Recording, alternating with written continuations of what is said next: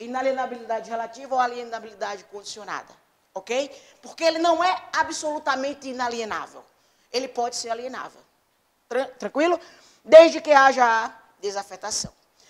Tanto é que nós vimos aqui agora. Bem público para imóvel, bem público imóvel, para ser alienado, é necessário o quê? Como todo bem público, para ser alienado, é necessário o quê? Todo bem público, vamos botar aqui, interesse público, todo bem público para ser alienado, tem que ter interesse público. Segundo, avaliação prévia. Essas duas hipóteses servem para bens móveis e imóveis. Para bens imóveis é necessário mais o quê? Autorização legislativa. Pessoal, se a alienação for de bem imóvel e o imóvel decorrer de procedimento judicial ou da ação em pagamento, qual é a modalidade de licitação que normalmente é utilizada? Leilão, ok? Agora, se o imóvel não é decorrente de procedimento judicial nem de ação em pagamento, qual é a modalidade de licitação? Concorrência. Tranquilo? Agora, os bens móveis inservíveis para a administração, legalmente apreendidos ou penhorados, pode ser alienado com que modalidade de licitação? Leilão, certo? Desde que seja até que valor? 1.430.000. Admitindo-se também a concorrência em qualquer valor, porque sempre cabe a concorrência. Concorrência é a modalidade de licitação que ela cabe para tudo. Ata de registro de preço, que já ouviu falar de ata de registro de preço, eu falei para vocês. Modalidade, concorrência ou pregão, tá? Então, a concorrência sempre cabe para qualquer alienação ou para qualquer aquisição, regra geral. A concorrência, por seu procedimento bem amplo. Ok? Bom, isso aqui eu já falei. Segunda característica dos bens públicos. Primeira característica é a inalienabilidade ou alienabilidade relativa ou condicionada. E a segunda característica dos bens públicos, impenhorabilidade. Pessoal, impenhorabilidade eu já falei para os senhores. Você deve a alguém, alguém lhe executa. Juiz, no final, profere uma sentença. Se você não paga, o que é que o judiciário faz? Mete a mão no seu patrimônio, pega o seu bem, penhora o seu bem, leva à asta pública, para que com aquele dinheiro pague a sua dívida, ok? Com a administração, não existe essa impenhorabilidade. Porque os bens da administração, eles são pagos através de quê? Precatórios. E pensem comigo, se ele é inalienável, ele vai poder ser penhorado? Não, não vai fazer sentido, porque o juiz faz a penhorabilidade do bem para que haja o quê? A alienabilidade. Se ele é inalienável, o que é que adianta fazer penhorar o bem para não poder alienar?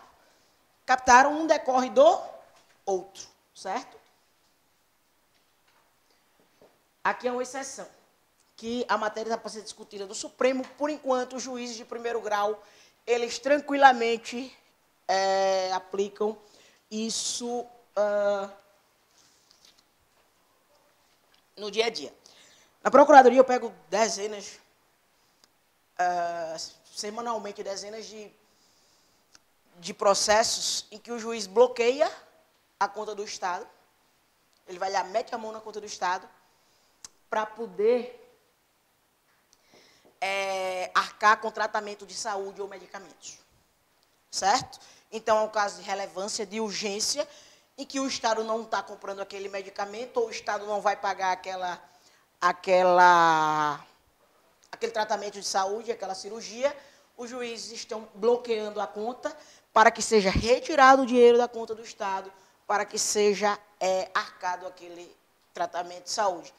Isso, o Supremo ainda não se manifestou, tá para ver, essa matéria está lá para ser decidida, mas os juízes de primeiro grau tranquilamente têm concedido. Se tiver algum problema de saúde, não tem advogado, vai na defensoria. No outro dia sai a decisão. É fácil. E eu, como juiz, eu faria a mesma coisa. Né? Está precisando esses medicamentos excepcionais, vai na farmácia básica, não tem, o juiz manda bloquear a conta para que haja o pagamento. Então, isso pode ou não pode? A decisão judicial devia ser para comprar o pagamento, para comprar o medicamento, alguns fazem isso, ou já meter a mão no dinheiro do Estado, já bloquear a conta do Estado. Tem alguns que já bloqueiam a conta do Estado, ok? Não, o correto é o seguinte, o que é que deve ser feito na prática? Ele determina que o Estado compre aquele medicamento, por exemplo, em 48 horas. É diferente. Porque chega o processo na Procuradoria em caráter de emergência, faz uma cotação de preço, é uma contratação emergencial. Certo?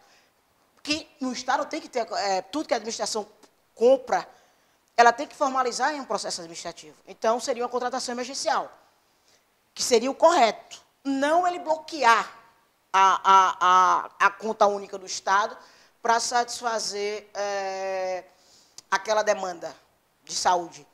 Está entendendo? Mas alguns mandam bloquear mesmo. O correto seria ele determinar, de fixar um prazo, sob pena de multa diária, para que o Estado fizesse a aquisição daquele medicamento. Certo? Alguma dúvida aí? Posso passar? A avaliação prévia na alienação de bens, ela é só para a sociedade, a economia mista e empresa pública, ou é para todas? Não. A avaliação prévia, certo? De bens imóveis, a avaliação prévia serve para tudo. Certo? Agora, o que eu quero dizer a vocês é o seguinte, a Lei 13.303 trata de um procedimento específico, tanto para aquisição como para alienação de bens por empresa pública e sociedade de economia mista. Certo? Tem um procedimento bem específico. Quando eu falei aqui de bens imóveis, que eu disse que precisava de avaliação prévia, autorização legislativa, avaliação prévia, autorização legislativa, interesse público, que eu falei os 3 tópicos, é para bens imóveis, pertencente à pessoa jurídica de direito público. Beleza? Que precisa de avaliação prévia, interesse público e autorização legislativa. Certo? Bom, pessoal, não confundam a penhora com o arresto e o sequestro. Tá? Eu vou falar bem rápido, que são coisas diferentes, isso é do processo civil. A penhora é a restrição de um bem do devedor realizada em ação de execução. Que eu falei que o bem público ele é impenhorável, ok? Então, o bem público ele é impenhorável, que é, no caso, o exemplo que eu dei no processo de execução.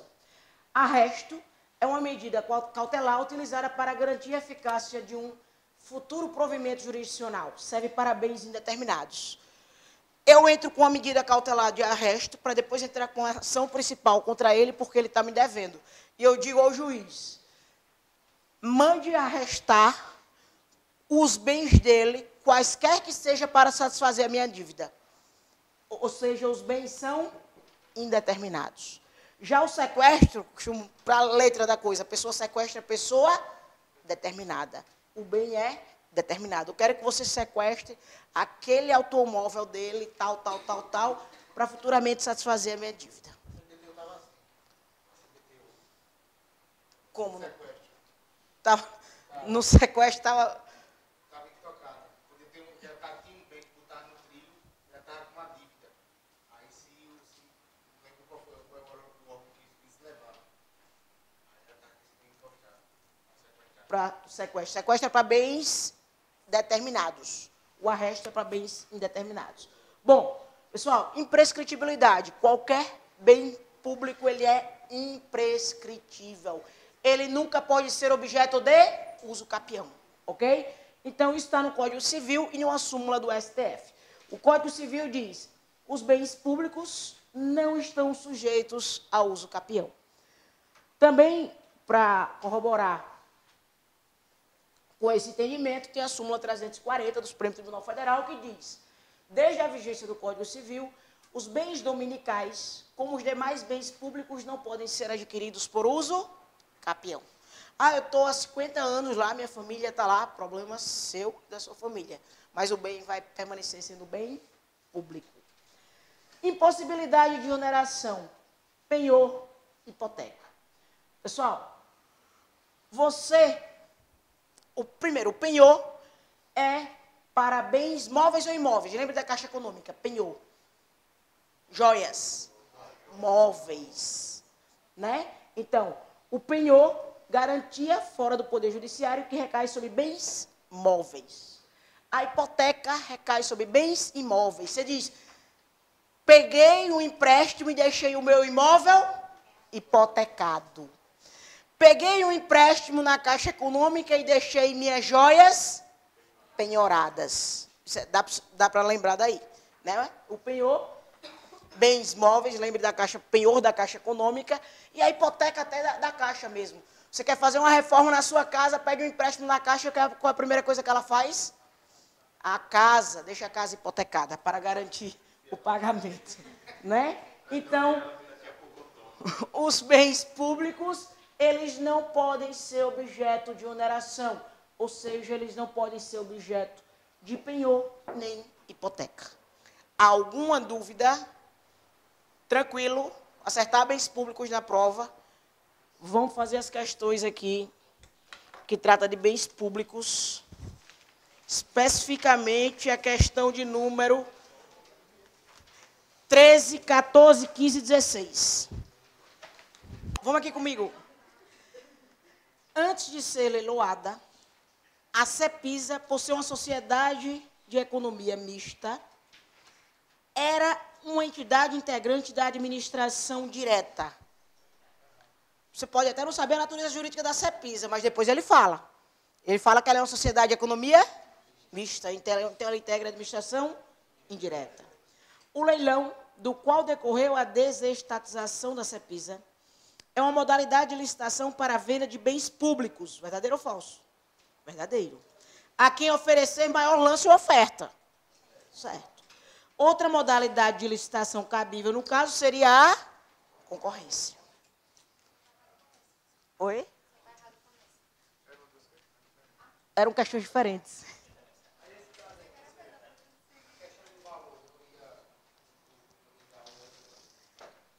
Não, porque ele está falando de uma forma genérica. O leilão serve para alienação de bem público? Serve. Não fala, né? Então, você tem que ver. Ele serve para alienação de bem público? Serve. Aí você tem que ver, é bem móvel ou imóvel? Se for bem móvel tem um limite, que é 1.430.000. Se for para bem imóvel, só se for imóvel oriundo de dação em pagamento ou procedimento judicial. Né? Nesse caso aí, eu não sei qual foi o procedimento, que eu não conheço essa entidade. Imóvel. Tá? Mas eu não sei qual foi a forma que foi feita, entendeu?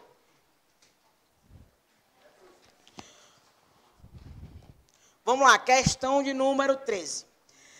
Em decorrência do princípio da indisponibilidade do interesse público, não é permitido à administração alienar qualquer bem público enquanto este estiver sendo utilizado para destinação pública específica. Verdadeiro. Se ele for desafetado, ele pode ser alienado. No que concerne aos bens públicos, julgue os seguintes itens. Consideram-se dominicais os bens pertencentes às pessoas jurídicas de direito público a que tenham estrutura de direito privado. Até aí está certo. É aquele parágrafo único. Sendo vedada qualquer disposição legal em contrário. Isso aí é que está errado. Essa segunda parte, sendo vedada qualquer disposição legal em contrário, é que está errado. Não dispondo a lei em contrário.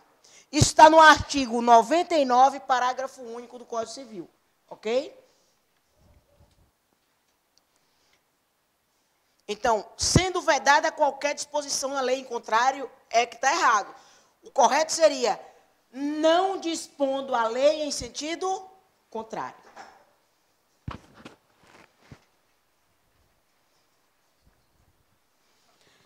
Letra B. O uso comum de um bem público deve ser necessariamente gratuito e depende da autorização da entidade que administre. Falso. Não é necessariamente gratuito.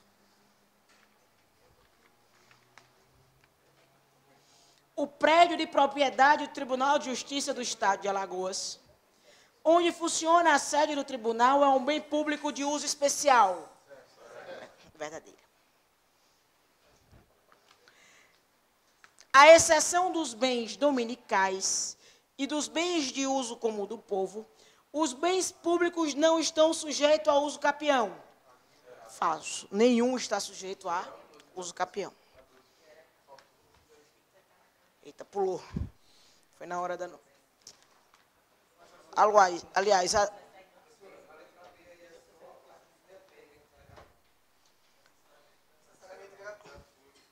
necessariamente gratuito. Só. Mas nem todos dependem também de autorização da entidade que administre.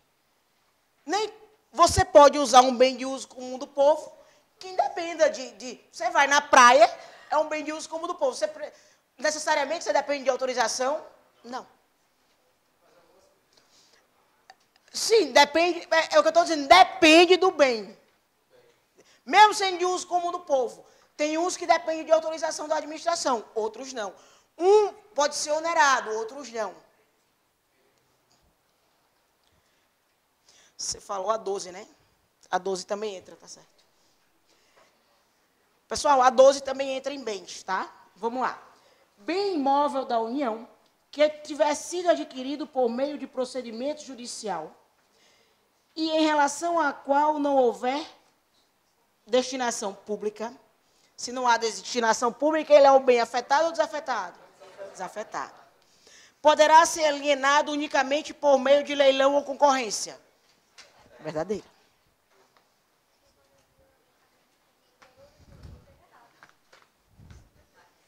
Alguma dúvida? Galera aí do fundo, tranquilo? Beleza?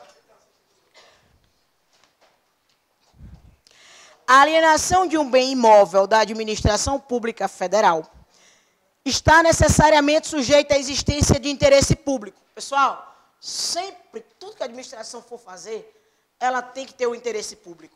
Beleza?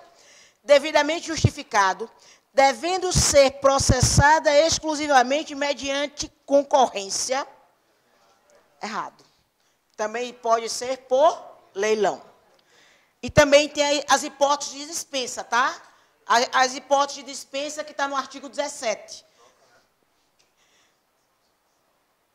Quando ele fala no final da questão, ressalvadas as hipóteses de dispensa, essa hipótese, esse restinho está correto, que é a licitação dispensada do artigo 17. Exclusivamente por concorrência. Porque cabe também o leilão. Alguma dúvida aí, galera? Posso passar?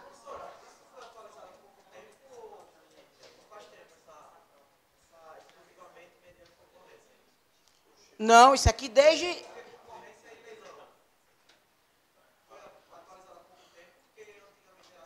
Não, a 8666 data de 93. Desde 93 que o procedimento é o mesmo. Alienação de bem...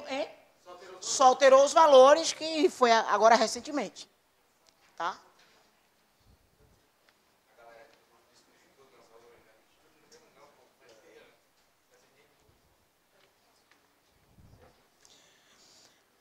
(16), não é isso? Os bens públicos de uso comum de povo e os de uso especial são inalienáveis, enquanto conservarem a sua qualificação na forma que a lei determinar. Verdadeiro ou falso?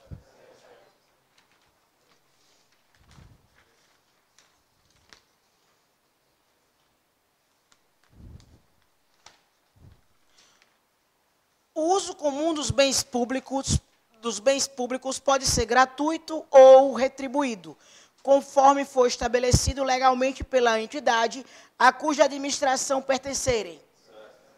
Verdadeira questão. Alguma dúvida? Pessoal, contratos administrativos. Alguém acertou todas?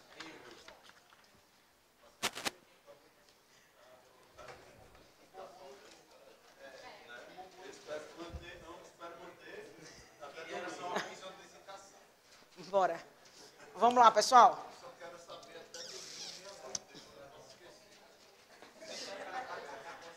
Vamos lá, contratos administrativos. Vamos lá, pegar as partes mais importantes. Eu coloquei contratos administrativos também no grupo, certo?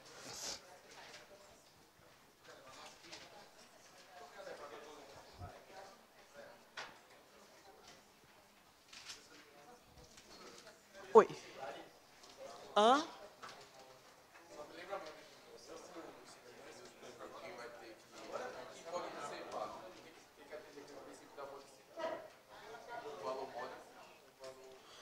Ah, não, isso aí você está falando a questão das concessionárias e permissionárias. Não entra não, né? A questão de uso, bem público, não. Era questão de concessão e permissão, serviço público. Pessoal, vamos lá. Contratos administrativos. Pessoal, a administração pública, quando vai realizar a sua atividade, quer regendo interesses públicos, quer regendo o interesse dela, a administração, ela celebra contratos, contratos, ora de direito públicos, ora de direito privado, certo? Então, a administração, são contratos celebrados pela administração, contratos de direito privado, e os contratos de direito público. Contratos de direito público são os contratos administrativos, que são esses contratos que nos interessam. Pessoal, principal diferença de contratos de direito privado celebrados pela administração e contratos de direito público, que são os contratos administrativos. Contratos de direito privado celebrado pela administração, a administração ela está no pé de igualdade com o particular. Por isso que eu digo que a relação é de horizontalidade, ou seja, no mesmo pé de igualdade. Eu, administração, não estou com nenhuma supremacia. Contratos de direito público celebrado pela administração, que são os contratos administrativos, a administração está numa posição de verticalidade. A administração está agindo com supremacia. A administração está agindo com poderes. Uma observação que de vez em quando cai em prova do CESP. Os contratos administrativos celebrados pela administração, eles são 100% regidos pela 8666 ou pelas normas de direito público? Não, pessoal, atentem. Os contratos de direito público, os contratos administrativos, embora as normas sejam predominantemente públicas, a própria 8666 diz que aplica-se supletivamente a teoria geral dos contratos previstos no Código Civil. Tranquilo? Então, se cair na prova, contratos administrativos utiliza-se norma de direito público. Tranquilo. Agora, o contrato administrativo, as normas são 100% direito público? Não, porque a própria 8666 diz que, havendo omissão dela, da 8666, aplica-se supletivamente o Código Civil, no que tange a teoria geral dos contratos. Agora, principal característica do contrato administrativo: administração numa posição de supremacia, administração numa relação de verticalidade, administração com poderes. O que é que tem em comum em contratos regidos pelo direito privado, contratos celebrados pela administração, regidos pelo direito privado, e os contratos os contratos administrativos? O que é que tem em comum entre um e outro? Em ambos, a administração busca sempre a finalidade pública. Isso é o traço comum. Tanto nos regidos pelo direito privado, quanto nos regidos pelo direito público. Ok? Bom.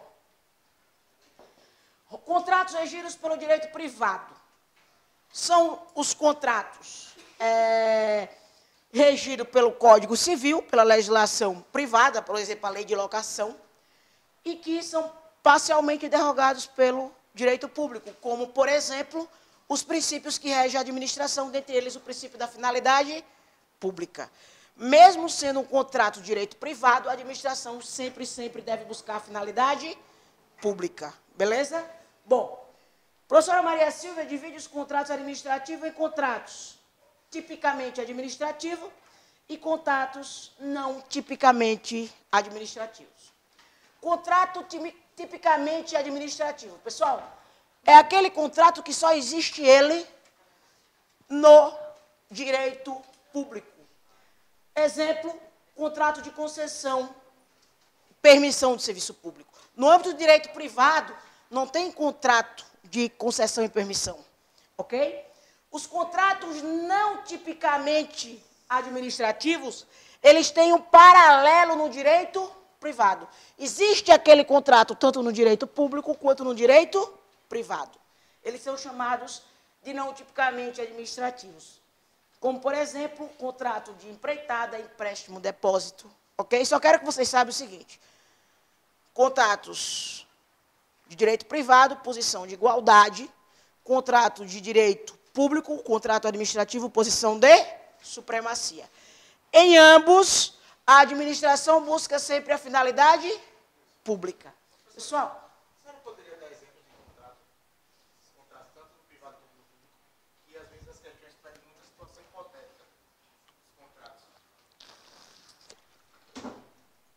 eu não entendi.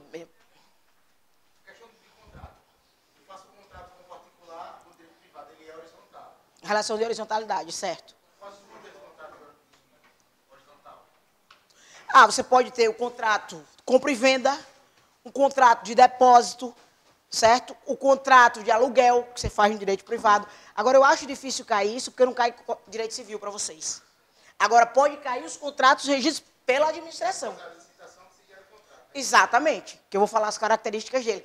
Eu falei de um contrato regido pelo direito privado só para fazer a diferença, tá? Mas ele não nos interessa aqui, certo? O que nos interessa é o contrato administrativo, é o contrato em que a administração atua com supremacia, é o contrato em que a administração ela tem uma série de prerrogativas, certo? Aí eu pergunto aos senhores, pessoal, para a administração, para um contrato ser caracterizado como um contrato administrativo, basta apenas a presença da administração, sim ou não? Para um contrato ser caracterizado como um contrato administrativo, basta apenas a presença da administração? Não. Tem que estar a administração agindo com supremacia. Relação de verticalidade. Ela não pode estar no patamar de igualdade com o particular. Ok? Bom, características do contrato administrativo. Primeira característica, eu já falei, a administração pública ela está agindo com supremacia. Ok? Relação de horizontalidade ou verticalidade? Verticalidade. Tranquilo? Bom. Quer ver alguns exemplos que eu já vou citar agora?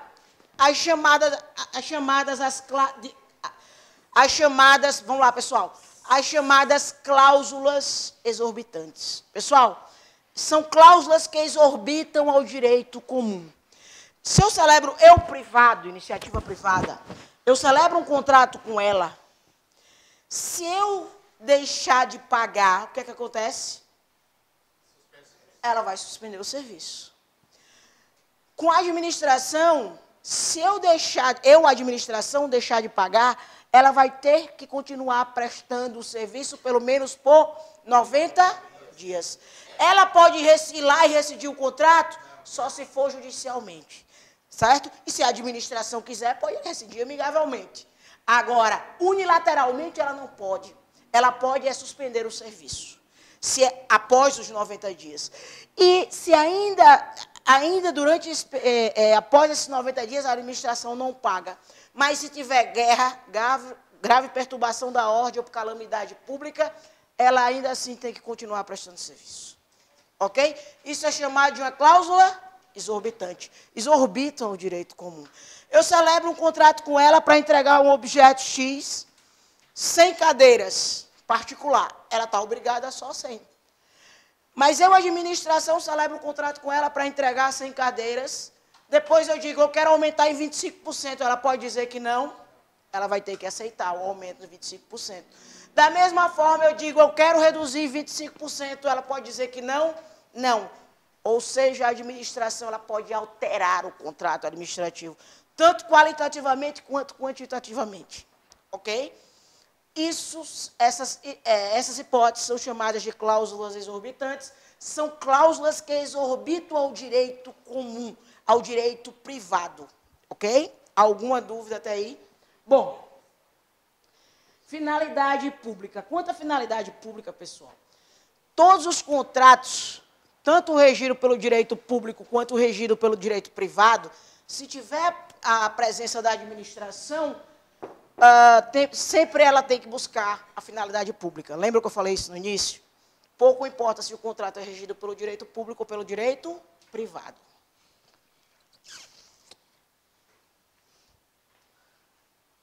Obediência à forma prescrita em lei. Pessoal,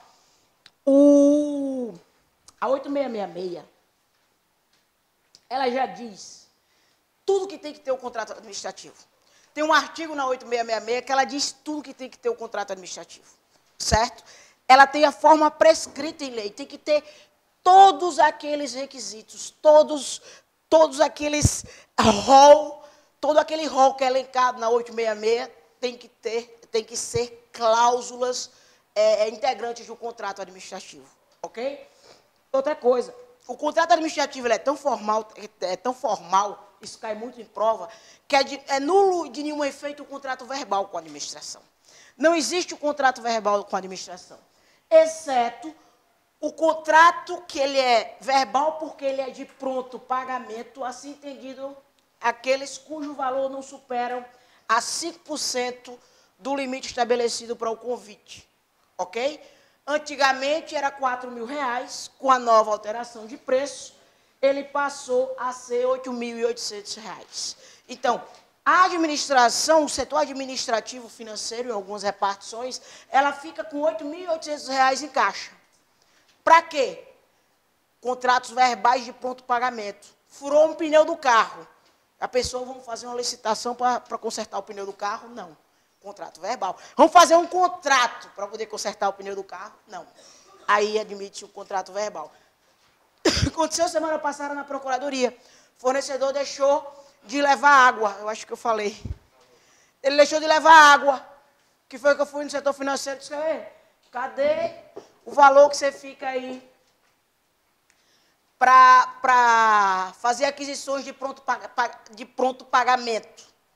Aí ele mandou comprar água. Por quê? Para essas necessidades pequenas que podem ocorrer e que não necessitam de um contrato formal e a necessidade ela é imediata, ela é urgente. Ok? Então, admite-se o contrato verbal, excepcionalmente, desde que seja de pronto pagamento, entendido como até 5% do limite estabelecido para o convite, ou antigamente era R$4.000, hoje vai até R$8.800. Alguma dúvida? Beleza? Pronto. Contrato administrativo. Todo contrato tem um preâmbulo, que é o nome das partes, contratante, contratado, processo licitatório que deu origem àquele contrato, número do despacho da Procuradoria e dos pareceres aprovando aquele procedimento licitatório. E o fundamento desse contrato é com base na Lei 8666/93 ou com base na Lei 10.520 de 2000, ok? Então, isso é o preâmbulo do contrato administrativo. Bom, é necessário ainda que o contrato administrativo ele seja o extrato do contrato. O que é o extrato do contrato? É o resumo do contrato. Ele seja publicado na imprensa oficial, é condição de eficácia do contrato. O contrato pode ser válido, mas ele não é eficaz se ele não for publicado na imprensa oficial, que é o Diário Oficial. Ok? Pessoal, o contrato pode ser formalizado, contrato administrativo, por termo de contrato, carta-contrato, nota de empenho de despesa, autorização de compra ou ordem de execução de serviço. a depender de alguns critérios, é necessário, a lei exige que exista o termo de contrato, ok? Bom, então, o termo de contrato, o instrumento de contrato é obrigatório nos casos de concorrência e de tomada de preço. Também nos casos de dispensa e inexigibilidade, cujos valores estejam dentro dos limites da concorrência e da tomada de preço, ok? Então, são licitações em que os valores são bem altos. É necessário o contrato, ok? O termo de contrato, certo? Bom, isso aqui é importante, vez por outra, cai em prova. É admissível a substituição do termo de contrato por outros instrumentos hábeis, independentemente do seu valor, não utiliza a regra anterior, se o contrato for de compra para entrega imediata. Pessoal, compra para entrega imediata é aquela compra para ser entrega em até 30 dias. Quando se fala entrega imediata, não é na hora. Pode ser até 30 dias. E que não gere obrigações futuras. Por exemplo, garantia. Tá? Aquele contrato não gera, você vai comprar alguma coisa que não tem. Por exemplo, ar-condicionado gera garantia. É necessário um contrato. Mas existem certos bens que você não tem garantia. Você pode fazer apenas uma nota de empenho de despesa, desde que a entrega dele seja imediata, ou seja, não ultrapasse a 30 dias. Entendido? Mesmo que o valor, cuidado, ultrapasse esses limites. Ok? 8.800. Ali é o contrato verbal. No que eu falei anteriormente, o contrato não é verbal. Vai haver apenas uma... Entendido aquele como até 30 dias e que não gere obrigações futuras, independe do valor. Tranquilo? Alguma dúvida? Vamos para o intervalo, daqui a pouco a gente volta. Vamos lá. Natureza de contratos de adesão.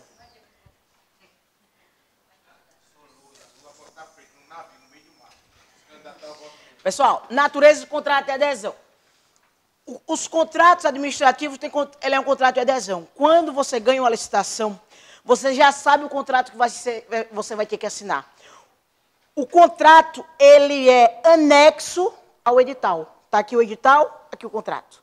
Então, você quando vai pegar o edital da licitação, para ver se participa de uma licitação ou não, já está lá o contrato. Ele é um contrato de adesão, ok?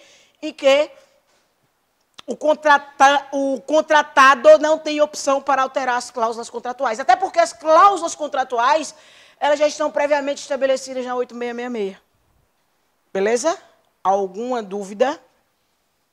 Bom, natureza intutio personae. Pessoal, o que é natureza intutio personae? O contrato administrativo ele é feito em razão da pessoa que é contratada. Ele olha as suas condições pessoais, a administração não é burra. Né? Os administradores e quem elabora a lei para dar prerrogativas à administração, que é os legisladores, eles dão prerrogativas mesmo. Tanto é que, na licitação, o licitante ele passa por uma fase de habilitação que vai analisar tudo dele para saber ou não se ele tem condições de cumprir com o contrato. Por isso que o contrato, a gente diz que ele é intutio personae. Ele observa-se as condições pessoais do contratado. Em virtude dos contratos administrativos sem intutio personae, é que, regra geral, é vedado a subcontratação. Se eu contrato a ele não pode subcontratar ela. Excepcionalmente, pode haver a subcontratação desde que previamente autorizado pela administração e desde que isso venha previsto no edital. Ok? Então, cuidado aí. O próprio artigo 78 da 8666, ele, veda a subcontratação total ou parcial, do seu objeto, a associação do contratado com outra, a cessão ou a transferência total ou parcial, bem como a fusão, cisão ou incorporação não admitidos no edital e no contrato. E ainda assim, no momento da subcontratação, a administração tem que autorizar. Tranquilo? Então, pode haver a subcontratação desde que haja previsão no edital e no contrato e haja autorização por parte da administração. Pois não? Professora, a subcontratação é diferente da terceirização por área, né? Veja bem, quem terceiriza é a administração. Eu terceirizo, por exemplo, o serviço de limpeza e conservação da Procuradoria-Geral do Estado. Eu, administração, ok? Eu terceirizo. Eu, administração. Já na subcontratação, eu contrato a empresa X e a empresa X não realiza o serviço, mas subcontrata parte daquele serviço totalmente, mas subcontrata parte daquele serviço para ele. Ela, por exemplo, ela fez ganhou uma licitação para prestar o serviço A, B e C. Aí ela disse, eita, estou sem condições de prestar o serviço C. Vou passar o serviço C para ele. Pode? Regra geral, não. Exceto se tiver previsto no edital e no contrato, e ainda assim a administração autorizar. Ok? É diferente. Todo, não pode. Foi o que eu falei, A, B e C, se ela não pode passar o serviço C, ela subcontrata. É uma questão aqui do Instituto de Identificação, por exemplo. Está em processo licitatório, está na fase de elaboração de edital para a carteira de identidade. Porque aquela cédula, quem produz é uma empresa. A questão da fotografia é outra empresa. A questão da digitalização é um problema, todo ano é problema com carteira de identidade. É problema. Então, ou formam um consórcio entre elas, ou formam um consórcio, ou então vai ter que admitir a subcontratação. Alguém vai ganhar e vai ter que subcontratar porque ela não tem especialização em determinados serviços para a confecção da cédula de identidade. Captaram? Pois não.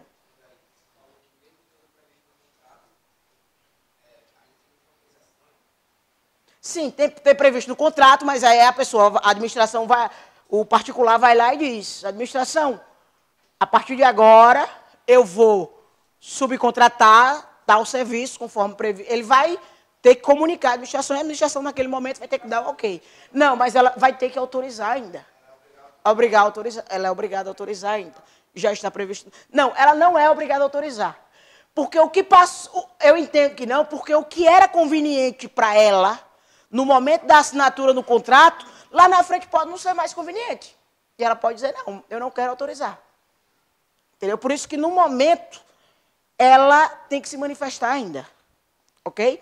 E tem que ter previsão no contrato, porque você já participa da licitação sabendo. Você diz, para confeccionar uma carteira de identidade é preciso tal serviço. Eu só tenho, dos 5 serviços que é necessário, eu só tenho 4.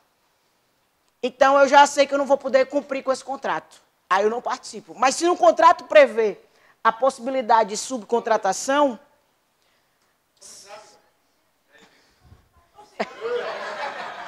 Se o contrato prevê a possibilidade de subcontratação, a empresa licitante, ela já sabe que pode concorrer, porque no serviço que ela não presta, ela pode subcontratar, em tese. Mas ainda vai ter que pedir autorização. Beleza? Bom, a administração deve estabelecer os limites das partes do objeto do contrato que poderá ser executado pela subcontratada. Presença das cláusulas exorbitantes, já falei, são cláusulas que exorbitam o direito comum, são cláusulas que colocam a administração numa posição de supremacia, são cláusulas que dão poderes à administração, ok?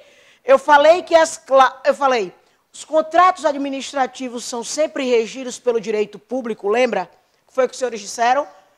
Não, que a 8666 admite a aplicação supletiva da teoria geral dos contratos. Está aqui no artigo 54 da 8666, ok? Ela diz, a exceção está no artigo 54, que admite a aplicação supletiva da teoria geral dos contratos e as disposições de direito privado. Ou seja, o que não tiver na 8666, busca-se no Código Civil. Tranquilo? Bom, exigência de garantia. Pessoal, quando você celebra um contrato com um particular, você pode exigir garantia ou não, certo? Aqui a administração, ela goza da prerrogativa de exigir garantia, e para você participar daquela licitação, você tem que, ou no momento de celebrar o contrato, você tem que efetivamente dar aquela garantia, ok? É uma prerrogativa que goza a administração, ok? Então, eu quero que vocês prestem, captem aqui. Quais são as garantias admitidas na 8666? Caução em dinheiro ou títulos de dívida pública, você deixa uma caução lá prestada. Seguro garantia é uma empresa que vai segurar aquele contrato, como se fosse um seguro de carro. O seguro que a empresa vai assegurar que você vai cumprir aquele contrato, ou fiança bancária, vai ter alguém que vai ser o seu fiador. Não admite outro tipo de garantia, a não ser esses previstos na 8666. Além disso, a garantia... Quem escolhe a garantia não é a administração. Quem escolhe é o contratado, ok? Quem escolhe é o contratado.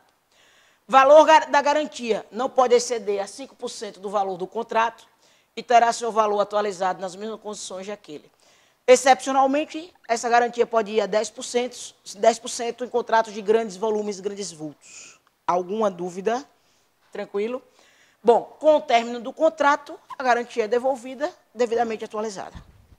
Se a administração aplicar alguma penalidade à empresa, ela pode reter, por exemplo, penalidade de multa, ela pode reter parte da garantia. Pode compensar se houver alguma aplicação de penalidade, ok? Professora, no contrato da construção civil, visível quantos aditivos? De quantos aditivos? O aditivo. Você aditiva um contrato para alterar alguma coisa do contrato. Você aditiva para alterar valor, para aumentar ou para diminuir. Você aditiva para aumentar prazo, até para diminuir prazo. Então, você pode aditivar para mudar uma dotação orçamentária. Então, não existe número de aditivos. Você pode dizer, um contrato de construção civil, você falou construção civil, depende qual prazo, se for de prazo, qual o prazo para a realização da obra. Entendeu? Que tem o prazo de execução e tem o prazo de vigência. São dois prazos diferentes. Agora, se perguntar, um contrato de natureza contínua pode ser prorrogado quantas vezes? O prazo máximo de um contrato de natureza contínua, 60 meses, 5 anos, né? Podendo prorrogar por mais de 12 meses. Ok? Então, o número de aditivos, eu já vi contrato com 10 aditivos, 12 aditivos.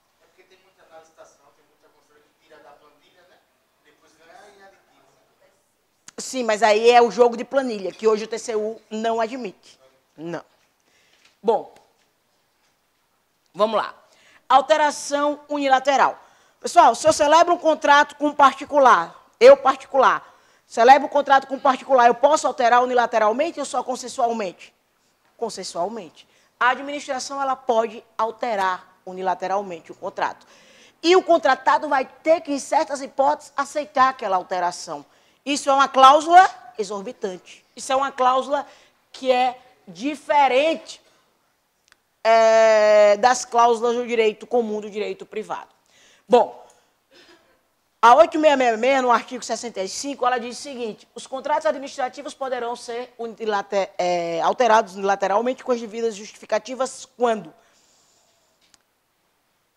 houver modificação do projeto ou das especificações para melhor adequação técnicas aos seus objetivos, quando necessária a modificação do valor contratual em decorrência de acréscimo ou diminuição quantitativa de seu objeto. O primeiro, modificação do projeto ou das especificações. O projeto está com um pouquinho de defeito, vamos alterar para ele ficar melhor. Alteração qualitativa.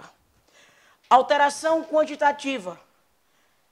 Ora, eu queria fazer uma coisa que quero aumentar aquele objeto em mais 25%.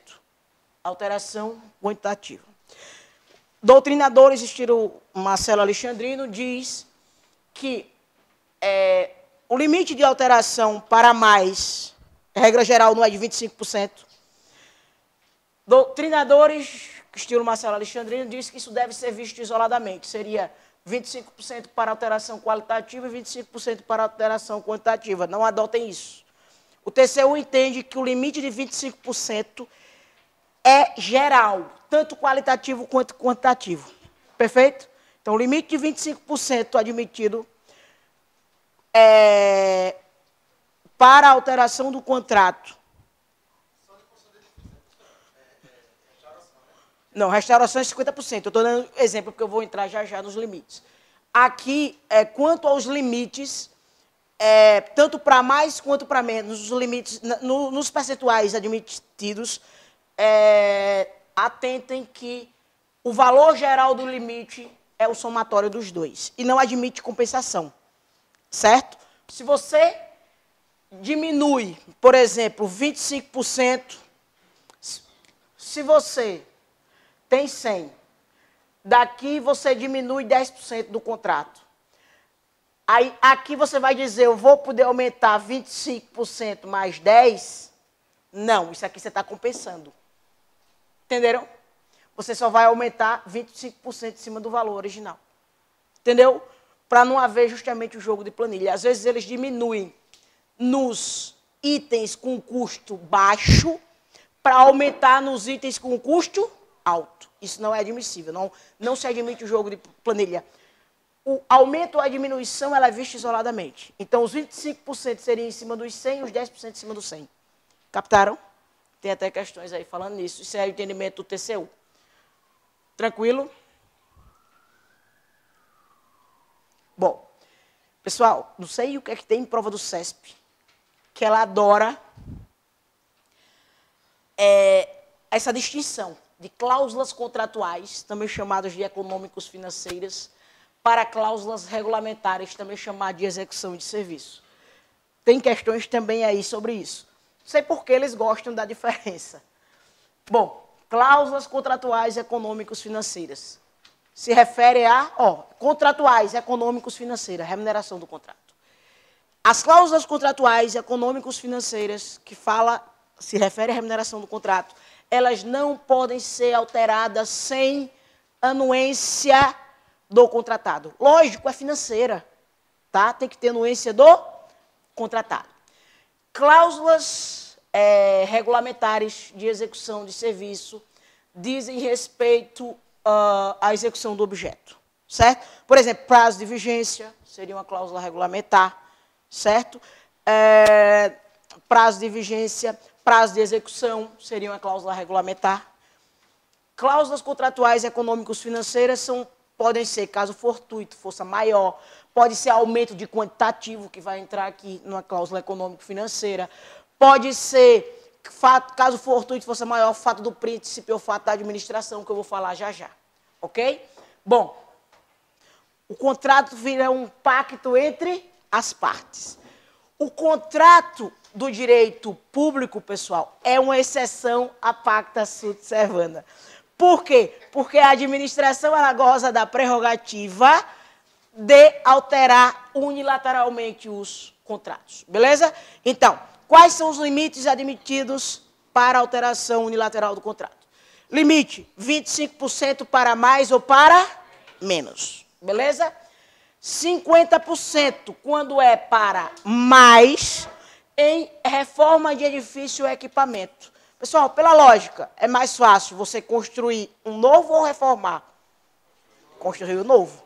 Por isso que construção só é 25%. Reforma vai para 50%. Só para mais a reforma, 50%.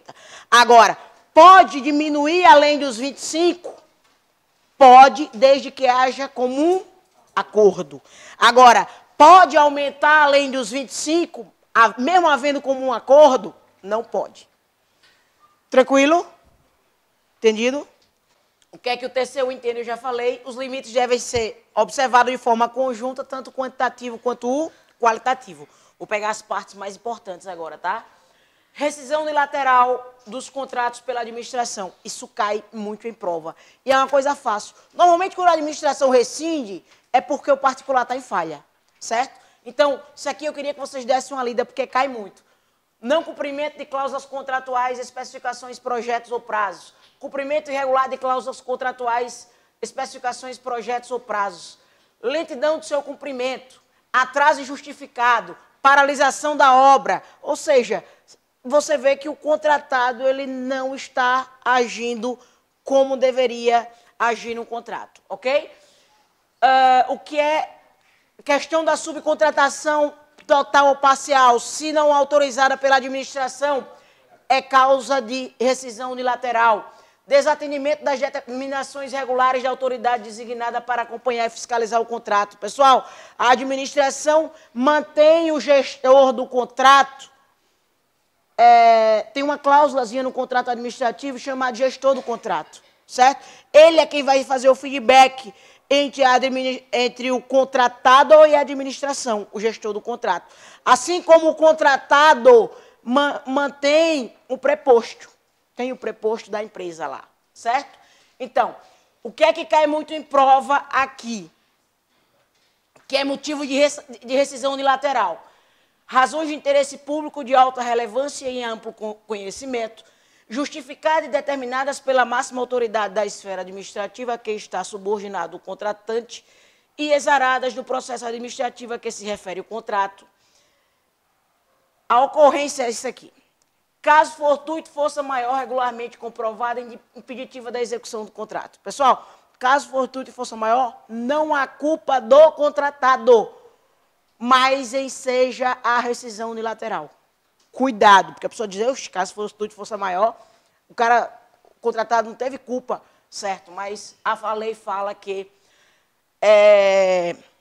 dá ensejo à rescisão unilateral. Fiscalização do contrato. Já falei que a administração ela deve manter o gestor do contrato. E esse gestor do contrato ele deve anotar em livros próprios tudo que ocorrer no contrato. Ele é responsável por tudo, ok? Sim, tem que ser. Sim, a administração pode contratar um terceiro para lhe auxiliar. Às vezes o gestor do contrato ele não entende muito daquele contrato, é um contrato bem peculiar. Aí o que é que a administração faz? Ela pode fazer a contratação de um terceiro para auxiliar ao gestor do contrato. Está até aqui, ó. Permitir a contratação de terceiro para assisti-lo, certo? Aplicação de penalidade é outra cláusula exorbitante. Eu vou falar agora da parte mais importante, mutabilidade do contrato e manutenção do equilíbrio econômico-financeiro. Cláusula contratual ou cláusula regulamentar? Contratual ou regulamentar? A cláusula que fala do equilíbrio econômico-financeiro? Contratual. Né? Não é o equilíbrio econômico-financeiro? Pode ser modificado unilateralmente pela administração? Pode? Unilateralmente pela administração? Não, pessoal. Falou em dinheiro, tem que ser em comum acordo, certo? Bom, vou falar da revisão. Tem lugar quando a administração procede à alteração unilateral das cláusulas de execução, afetando a equação econômica e financeira ou algum evento, mesmo que externo ao contrato, modifica extraordinariamente o custo da execução do contrato. Cuidado, a revisão é diferente do reajuste. O reajuste ele vem por índice, pessoal, certo? Ele já vem previamente estabelecido.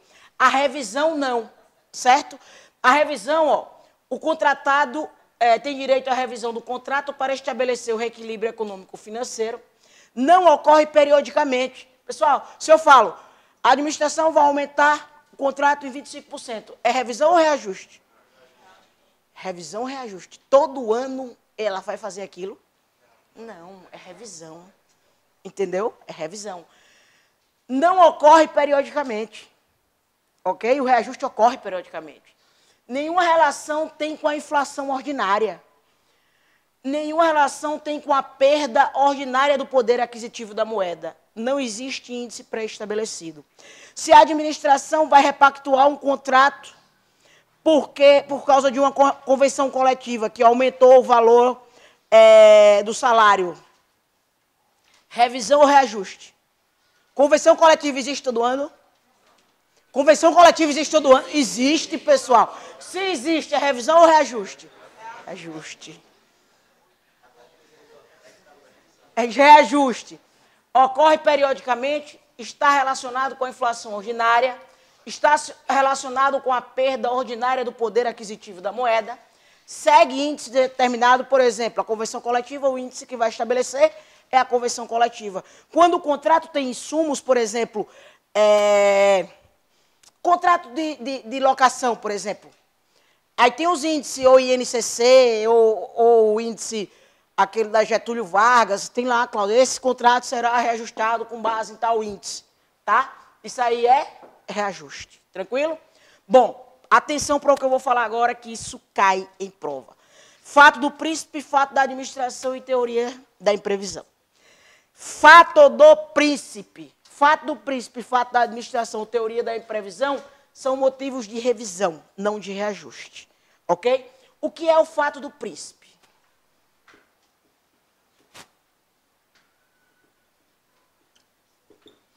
O fato do príncipe, pessoal, ele é um fato geral, praticado pela administração e que vai refletir no contrato.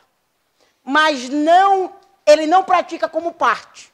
A administração não pratica como parte. Por exemplo, a administração, imposto sobre importação. Quem compete dentre as competências para aumentar impostos? O II é de competência de quem? Imposto sobre importação. Da União. Certo? O Estado de Alagoas celebrou um contrato. O Estado de Alagoas celebrou um contrato com uma empresa de medicamentos para adquirir determinado medicamento e que esse medicamento, ele é importado. Beleza? A União aumenta a alíquota do II. Aumenta de 15% para 30%, por exemplo. Desse produto, desse medicamento. Isso vai refletir no contrato, pessoal? Vai. Mas a administração, ela praticou como parte no contrato? Não, foi um ato geral, ok? Agora atentem aqui no seguinte.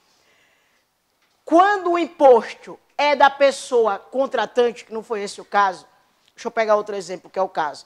ICMS. De quem é a competência para instituir o ICMS? Estado de Alagoas, que vai ser esse o caso. Estado de Alagoas. Se o Estado de Alagoas aumenta o ICMS, vai refletir no contrato? Vai. Mas o Estado aumentou o ICMS como parte no contrato ou foi de forma geral? Forma geral. Então, ela refletiu no contrato dela, mas ela não praticou como parte no contrato. Ela praticou de forma geral. Já isso é o fato do príncipe. Ela pratica não como parte, mas de forma geral e que vai refletir no contrato dela.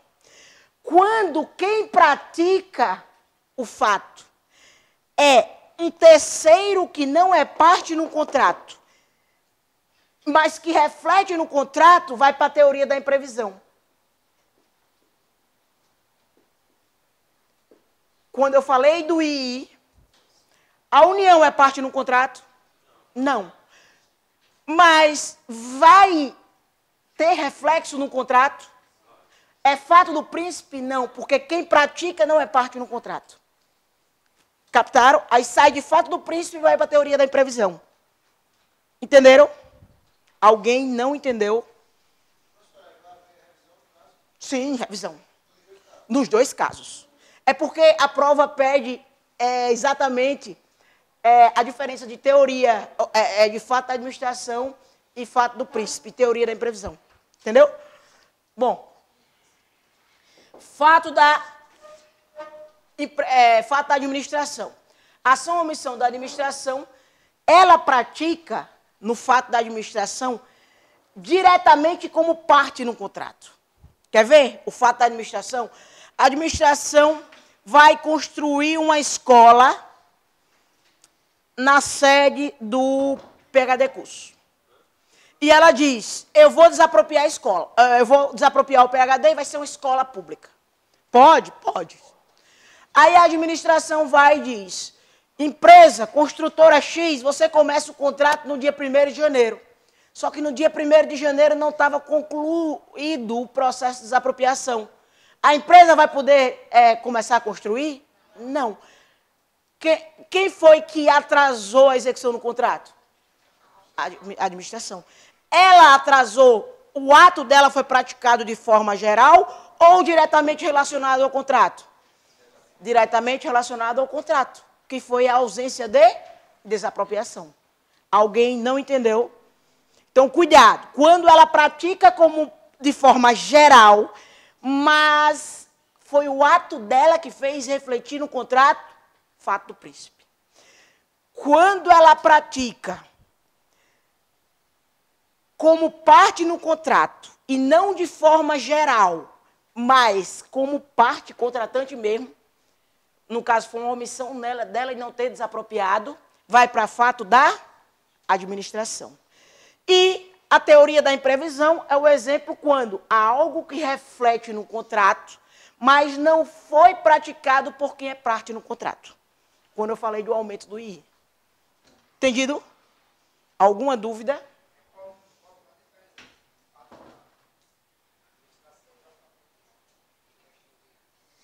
Fato do príncipe, a administração pratica como parte no contrato, ela não pratica como parte no contrato. O fato do príncipe, ela pratica de forma geral. E o outro, ela pratica como parte no contrato. Ou pratica ou deixa de praticar. Não, todos vão haver revisão. Tá? O que eu estou falando é a nomenclatura. Certo? Pessoal, vamos pegar aí as questões. Como é?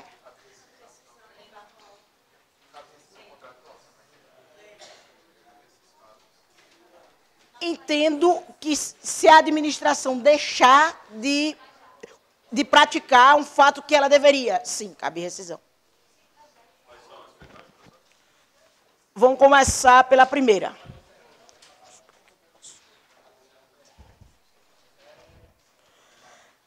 Vamos lá, pessoal.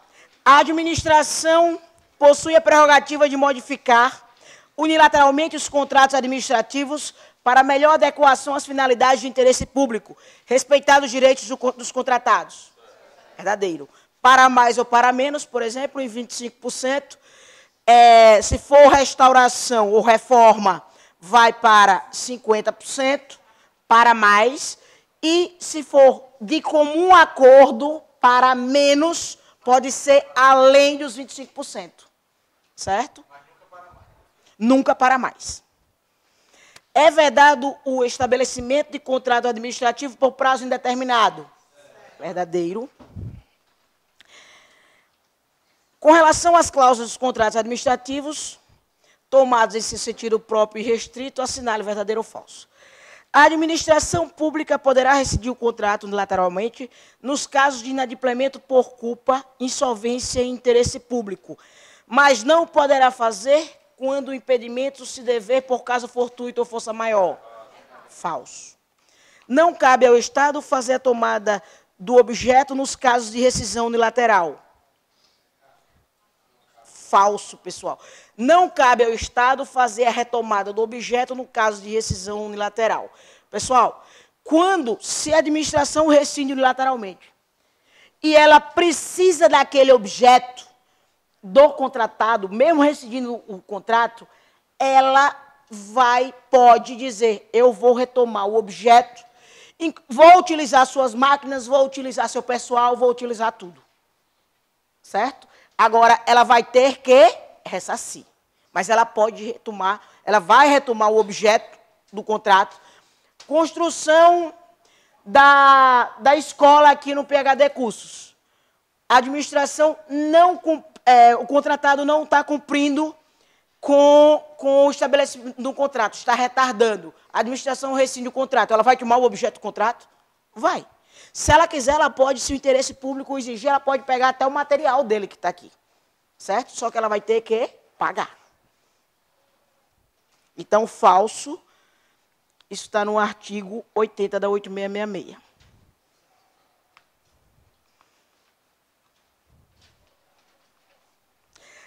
As cláusulas contratuais são fixadas previamente de forma unilateral pela administração, cabendo ao particular a eles aderir. Verdadeiro. Contrato de adesão. As cláusulas econômicas, financeiras e monetárias, que são chamadas também cláusulas contratuais, dos contratos administrativos, poderão ser alteradas sem prévia concordância do contratado. Falso, pessoal. Econômica, financeira, também chamado monetárias, também chamado de contratuais. Oi.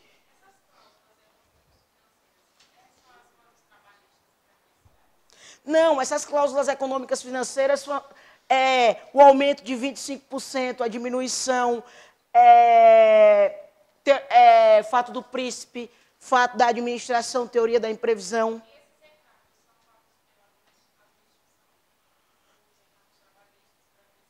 Não, esses encargos são pagos pela empresa, a responsabilidade é da empresa. Tá?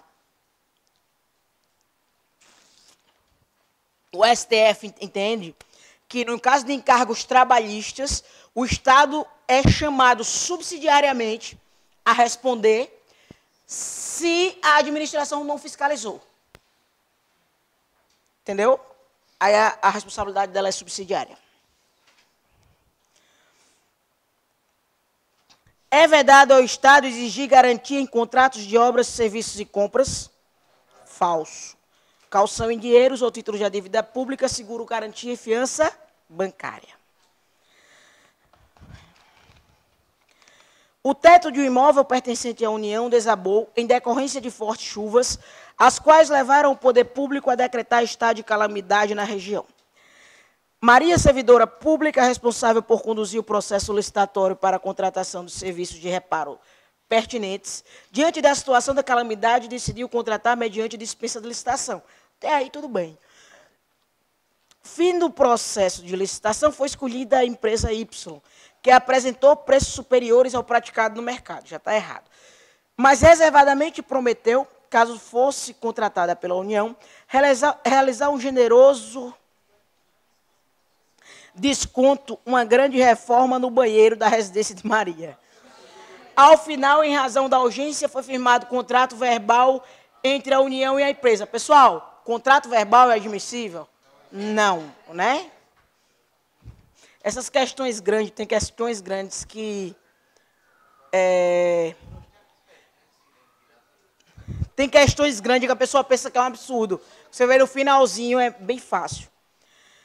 O TRE do Piauí firmou o contrato administrativo com um particular para o fornecimento de determinados bens. Durante a execução do contrato, foi publicada uma lei que aumentou o imposto sobre esses bens.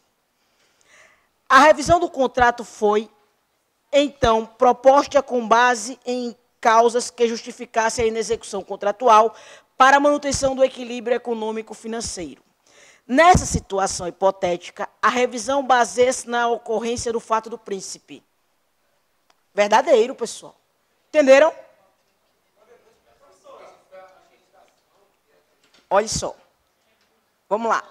O TRE do Piauí firmou um contrato administrativo com um particular para o fornecimento de determinados bens.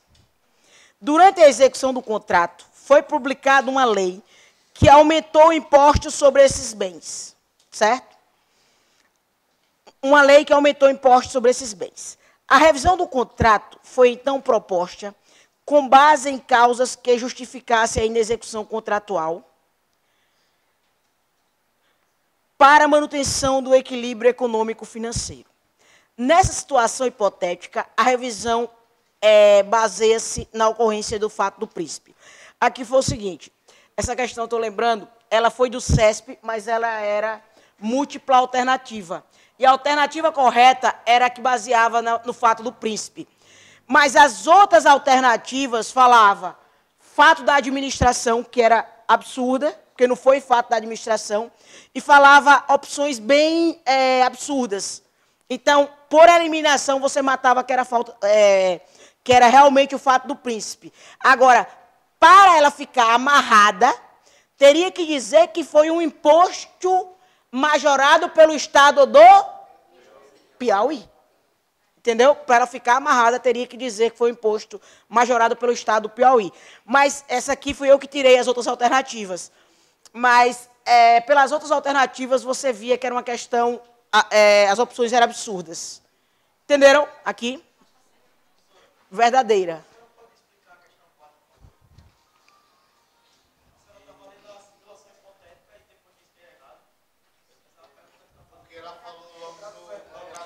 Contrato verbal. Porque eu falei, o contrato, eu falei assim, foi firmado o contrato verbal entre a União e a empresa. Aí eu falei, pode contrato verbal? Aí não, aí eu já matei a questão, entendeu?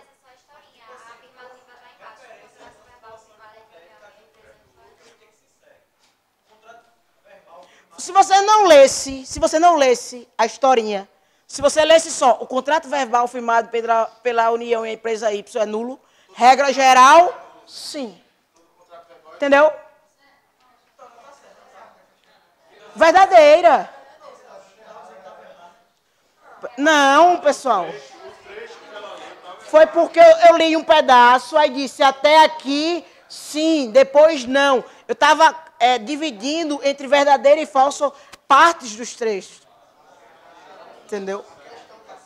Pessoal, quando vocês pegarem questões grandes, escute, quando vocês pegarem questões grandes, eu estou acelerando porque senão não faltam 5 minutos. Quando vocês pegarem questões grandes, muitas vezes a questão não diz alho com bugalho. Vá para a pergunta. Certo? Que às vezes com a pergunta você já... com a afirmação você já mata a resposta. Que seria o caso dessa questão. Certo? Então, contrato verbal com a administração é nulo. Certo? Excepcionalmente aquele de pronto pagamento, entendido até R$ 8.800. Ok? Então, regra geral é nulo. O que eu falei aqui foi que eu saí subdividindo a questão. Essa parte está certa, essa parte está errada, essa parte está certa. Qual é a questão que eu fiquei? Acerca da gestão de contratos, julgue o item subsecutivo, não é subsequente, não. Considere que seja necessário estabelecer parceria entre um município e outro. Uma observação aqui nessa questão. Pessoal, parceria, interesses comuns, a administração celebra convênio. A administração pode celebrar um convênio, uma parceria, município de Maceió com o município de Arapiraca. Para a saúde, tem convênio, município de Maceió com o município de Arapiraca, para determinados... Maceió repassa verba para determinados hospitais, para atendimento que seria de competência do Estado, ele repassa verba para Arapiraca. Então, entenda, convênio, interesses comuns. Interesses divergentes, contratos. No contrato, ela está interessada em receber. E eu estou interessada no serviço dela. Então, interesses convergentes, interesses divergentes. Divergentes, contratos. Certo? Divergente, um quer... Eu não estou nem aí, eu tenho que cumprir as cláusulas do contrato, mas eu quero receber. O Estado, ele tem que pagar, mas ele quer ver executado o contrato. Interesses comuns, convênio. Tá? Várias vezes o Estado celebra convênio com a Santa Casa para o atendimento de determinado público, que ele não tem condições de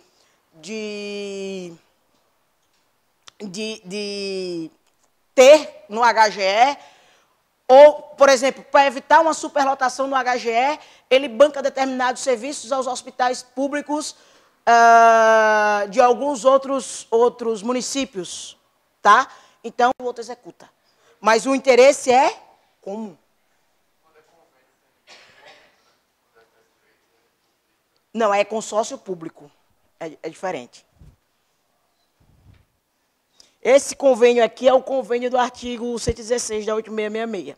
Então, é o que ele diz. Acerca da gestão de contratos, julgue o item subsecutivo. Considere que seja necessário estabelecer parceria entre o município e outro ente da federação para juntos promoverem, em matéria tributária, a mútua assistência para a fiscalização de tributos, respectivos e permuta de informações. Nessa situação, é correta a realização do convênio entre as partes, já que nos convênios os objetivos dos entes participantes devem ser comuns. Verdadeiro. Julgar os outros itens. Nos contratos administrativos, dado a prevalência do interesse público sobre o privado, a administração pública ocupa posição privilegiada em relação ao particular, gozando de algumas prerrogativas que lhes são atribuídas por lei. Certo, pessoal? Certo, prerrogativas. Relação de verticalidade. Alguém não entendeu? Entendeu? Entendeu, não? Eu entendi, foi na parte final que está falando que está certo, mas até aqui, se fosse só até aqui, já ia errado, até particular. A administração ocupa posição privilegiada em relação ao particular, tá certa. Tá certa. É, tá certa. Ser supremacia do interesse público. Vamos lá. Julguem os itens. O item consecutivo que trata das características dos contratos administrativos. Contratos públicos são celebrados em caráter intuito personas, sendo em regra vedada a subcontratação. Verdadeiro. Alguém não entendeu? Julga o item seguinte, que tratam das características dos contratos administrativos. No âmbito dos contratos públicos, assim como ocorre na esfera civil, a contratação do particular poderá ser feita verbalmente. É errado, né, pessoal?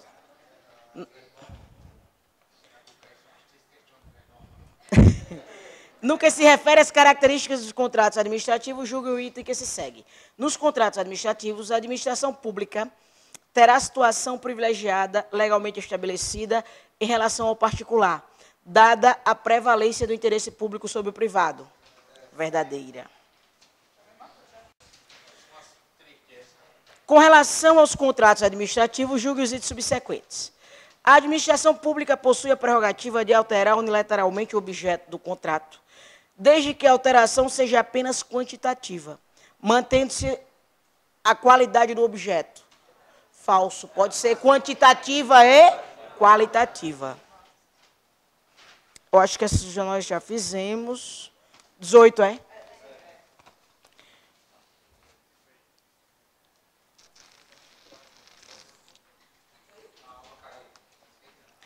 Na situação hipotética, o aditivo de prazo firmado após o término da vigência contratual é nulo de pleno direito, cabendo apurar a responsabilidade e quantificar o dano ao erário. Pessoal, é o seguinte.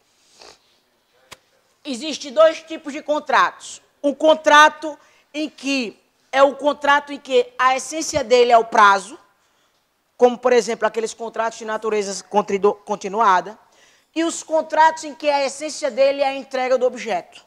Por exemplo, citei que a administração quer construir uma escola aqui. Eu pergunto aos senhores, se ela quer construir uma escola aqui, a essência do contrato é ela receber a escola ou o prazo? É receber a escola ou o prazo? A escola. Então, isso, normalmente, obra de engenharia, o contrato, ele não, a administração ela não quer saber do prazo, embora tenha o prazo. Ela quer saber da entrega do objeto. Então, existe o contrato que a gente chama de contrato de escopo, que é esse contrato, e o contrato por prazo. O contrato de escopo é aquele que, mesmo ultrapassando o prazo, você pode salvar o contrato, porque o que interessa à administração é receber o objeto. Tá? Já os contratos, prestação de serviço, por exemplo, ela vai receber aquele serviço? Não, porque ele é de natureza contínua, regular. Então, é um contrato em que a essência dele é o prazo. Tranquilo? Então, aqui, pessoal, a questão é falsa porque ele diz: após o término da vigência, o contrato é nulo de pleno direito. Só que faltou a situação hipotética. Faltou a situação hipotética aqui. Bom, tratava-se de um contrato de escopo em que o que interessa para a administração é receber o objeto. Normalmente, a maioria das obras de engenharia.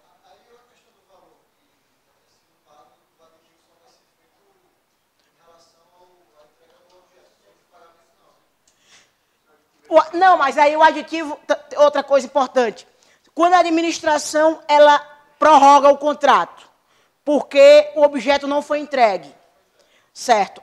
Se, normalmente, as construtoras, tem até uma questão aqui que fala nisso, ela loca canteiro, loca aqueles, para poder armazenar os insumos, não é isso? A administração tem que arcar.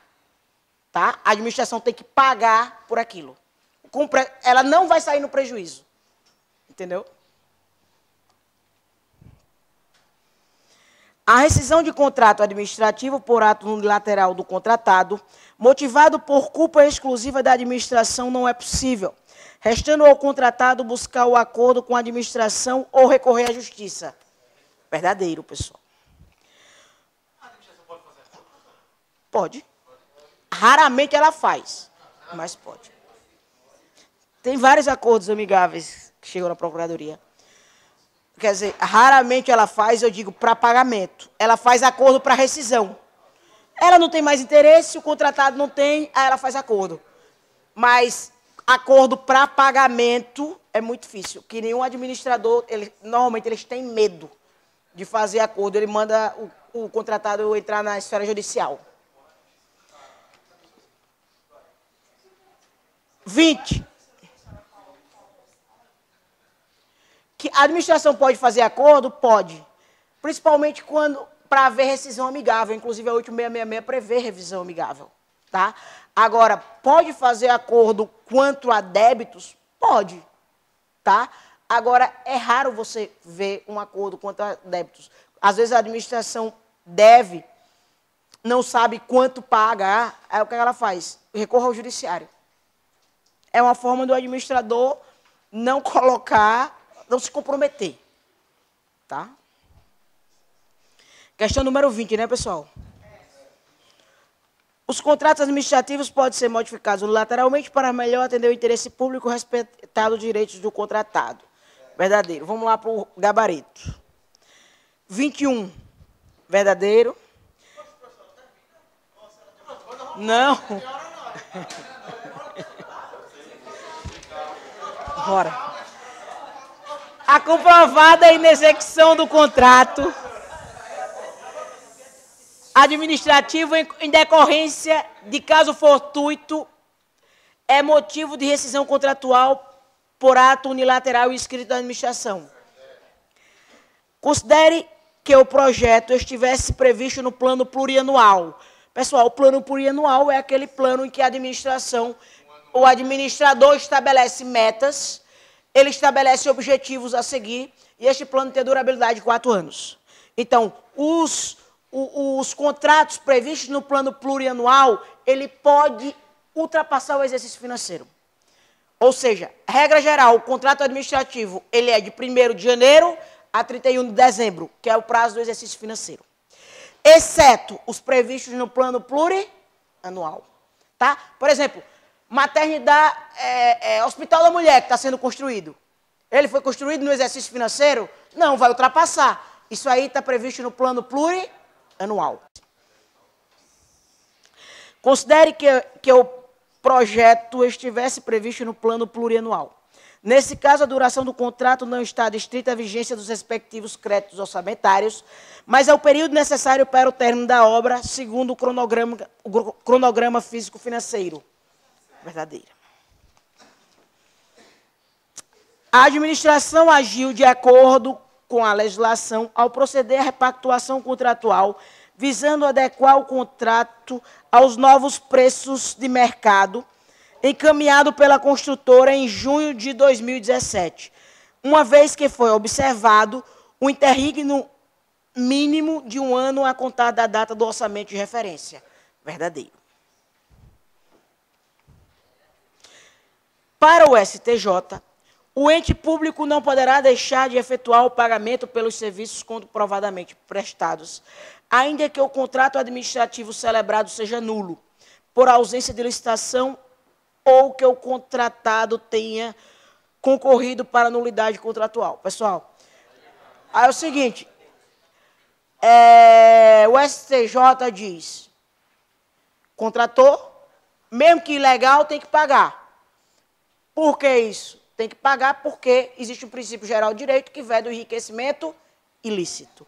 Exceto se você atuou de má fé. Má fé não se paga, tá?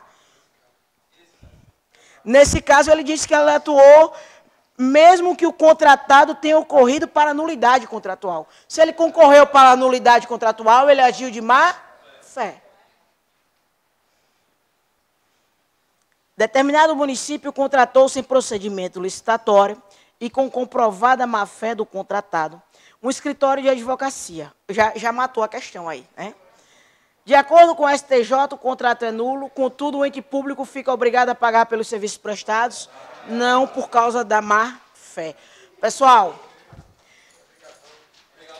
rapidinho, comecem a prova. Não. Comece a prova pela matéria que vocês dominam mais.